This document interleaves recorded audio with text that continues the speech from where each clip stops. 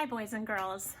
By now you've gotten to hear the story of Abiyoyo a few times, and I'm wondering what you think of the giant and if it was kind of scary and kind of fun. But also it's really important to remember that he's pretend, right? So all of this whole story is pretend, and maybe you've already seen the book about Abiyoyo returning. I wanted to read that to you today, but before we get started, I wanted to make sure that you knew what a boulder is. So a boulder is a really huge rock, a rock that you wouldn't be able to pick up, your dad and mom together couldn't pick it up, and all kinds of people together wouldn't be able to pick up a boulder. It's just really huge. So I wonder if that boulder has something to do with Abiyoyo returning. So let's go ahead and get started. This is a teacher read book. It's Abiyoyo Returns by Pete Seeger with Paul Du Bois Jacobs and illustrated by Michael Hayes. Here we go. So you can see we're at the magic shop here, and this they're celebrating again. But you're gonna notice something about the characters in the book, specifically the dad and the boy who played the ukulele. You know, something happens over time and people get older and kids grow up. So in this story, the dad is now a grandpa, and the boy who plays the ukulele is actually a grown-up dad, and he has a child of his own. So I'll leave some of the details for you to discover as we read together. One day, a little girl played her drum as she marched around town. Poomity poom poom, poomity poom poom. Her father played the ukulele. Her mother played the flute. The three of them made up a family band. If there was a wedding or a birthday party, the little girl and her parents were invited. But her little town was in trouble. Over the years, it had grown quickly. The valley that was once covered by forests was now bare. Every spring, the town had floods. Every summer, the town had droughts. That means no rain. Something had to be done. The townspeople put their heads together. If we build a small dam, they said, we could catch the spring rains and save the water for the fields in summer. And after careful planning, the town started to build the dam. Everybody had to pitch in and dig, dig, dig. But guess what happened? They struck a boulder. It was bigger than it looked at first. See the first hit right here. The townspeople thought they could dig around it, but the more dirt they removed, the more rock they uncovered. The boulder was enormous. They tried pulleys and levers and winches. The boulder didn't budge and work came to a halt. Now, in this town, they still told stories about the giants who lived in the old days. And one of these stories was about the giant Abiyoyo. They said he was tall as a tree and could eat people up. But the girl knew that long ago her father and grandfather had saved the town by making Abiyoyo disappear. Remember that? Papa, said the little girl, I bet Abiyoyo could move that rock.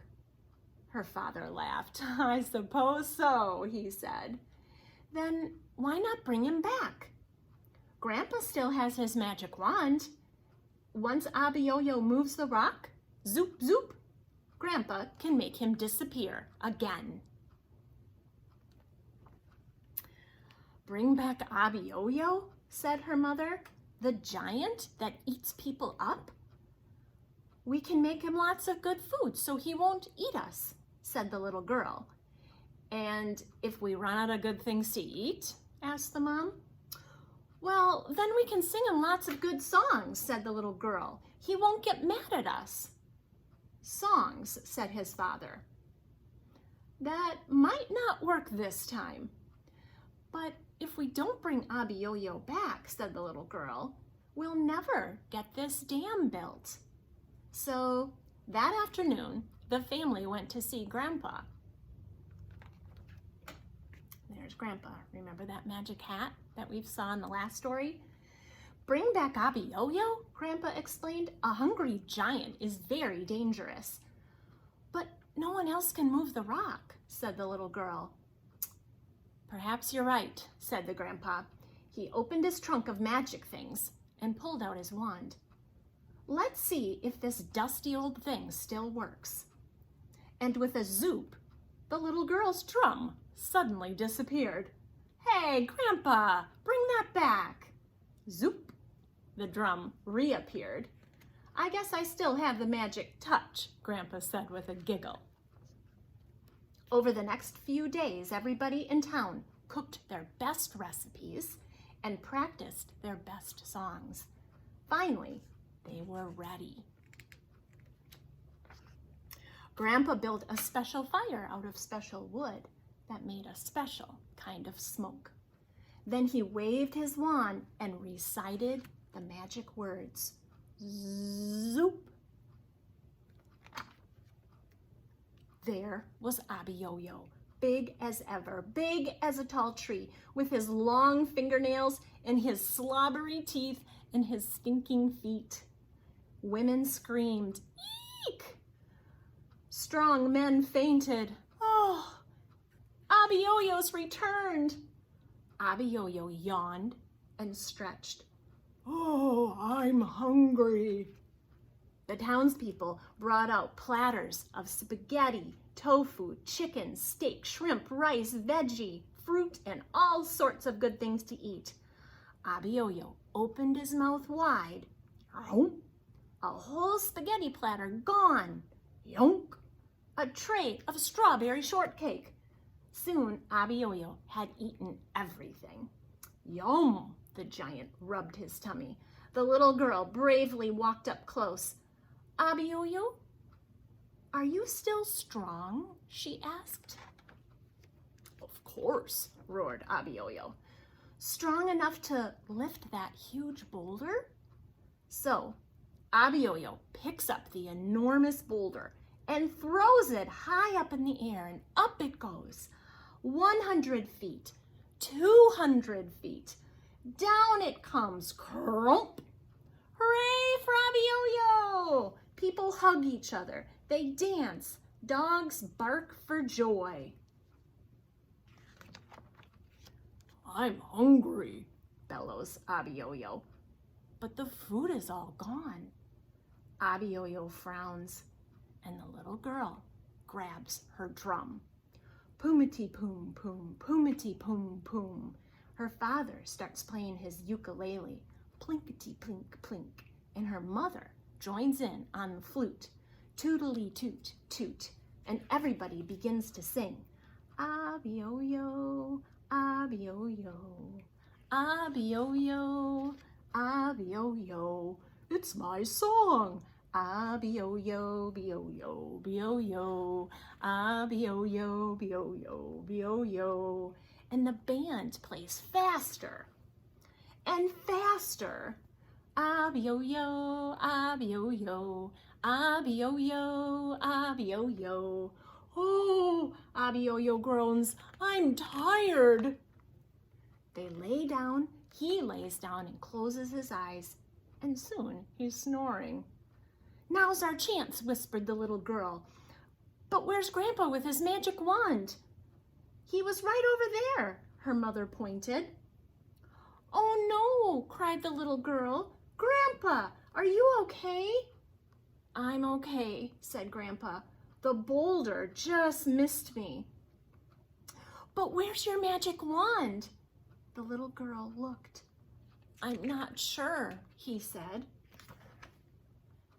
Here it is, said the little girl's father, and everyone looked.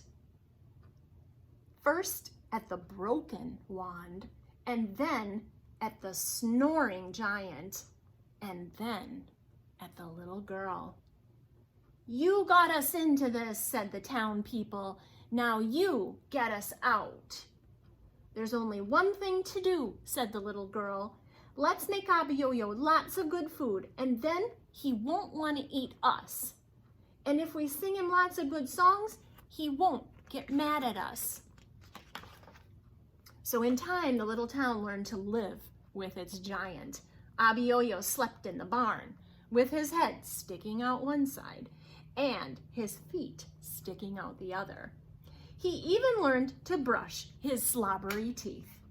And he got so fond of the little girl and her parents, they became like a family. They even helped him wash his stinking feet. And the townspeople? Well, with Abiyoyo's help, they built their small dam. Most important, they never forgot the need to share food, and they never forgot to share good songs. And the last anyone saw, Abiyoyo was happily planting trees. Abiyoyo, Abiyoyo, Abiyoyo, Abiyoyo. You see how he's dancing and all the people are around him? And now it looks like they have got lots of trees growing off into the distance. So they did a great job, didn't they? There's Abiyoyo planting trees. So I hope you enjoyed that. And stay tuned for another story about Thanksgiving coming up in a little bit.